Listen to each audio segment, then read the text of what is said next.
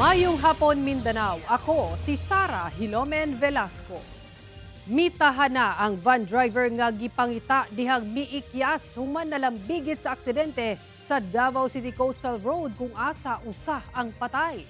Ang detalye sa report ni John D. Esteban.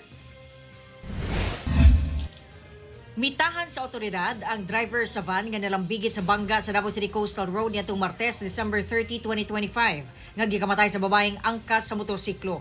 Balhog karon ang van driver sa custodial facility sa Traffic Enforcement Unit o TEU sa Davao City Police Office. Apan sa pagiginabi sa GMA Regional TV1 Mindanao kang Police Lieutenant Colonel Christian Garcia, ang chief sa TEU, ay pa misurrender ang driver matud pa nakuha na sa kapulisan ang plate number sa van sa tabang sa kuha sa dashcam. Sa kahadlok ni Junel, tungod sa iyang mga pasahero daw, according to him, iya unang gihatod ang iyang mga pasahero dito sa midsayap ng diretso siya.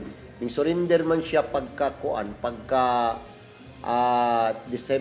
December 31. Wala na may hatag o pahayag ang van driver. Apan sumala sa iyahang saysay sa kapulisan, nagsunod sa iyaha ang motor nga gimanihuan sa bana sa namatay. Dihang kalit na bundol ang motor sa likod sa van. According to him, napawang ang makina, ang van sa makina, nahunong.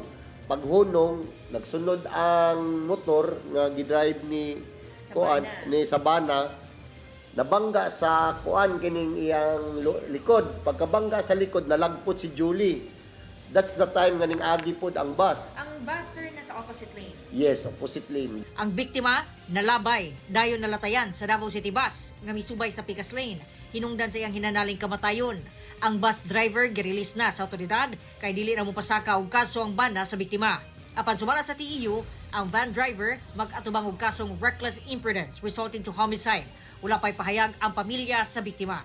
Pahimangno sa TEU sa mga driver nga batasunon ang pag-amping sa pagmaneho aron dili mabutang sa risgo ang kinabuhi. Labi na karon, pauli na pud mo diri sa inyong tagsa-tagsa ka mga vacation, no? Mag-amping ta kanunay sa ato ang pag-drive. Check ninyo ang inyong yung mga battery, ang inyong sakyanan, inyong mga ligid, ang tanan ninyo. Ang labi na ang importante ang brake, ang makina, kay para makaiwas ta sa disgrasya. Kauban, si Bebot Kahe sa kamera. John D. Esteban. 1 Mindanao.